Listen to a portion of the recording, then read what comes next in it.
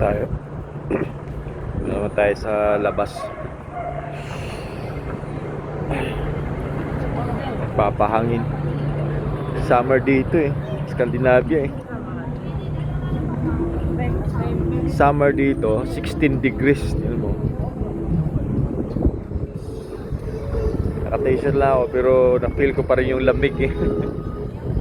Yung area. Tibay oh.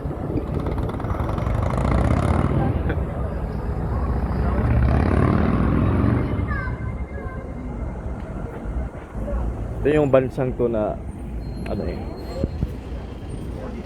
na hiwalay sa Eurozone. May sarili silang economic structure dito sa Scandinavia, group of Scandinavian countries tulad ng Denmark, Norway, Sweden. Yun, ito yung mga bansa nila na ang tie sa economy strong, kaya ang tie sa economy nila is Scandinavia.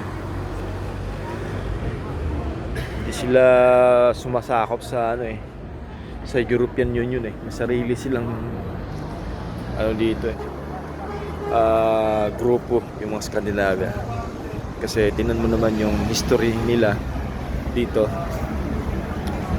Mga ano talaga sila, exclusive talaga sila eh. Rich history nila ito.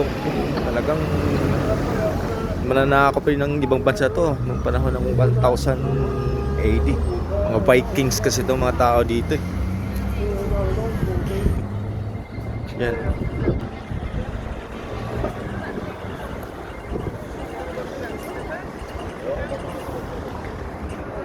Yan.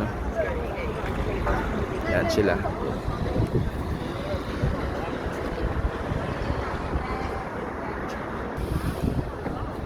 Malinis rin yung lugar nila.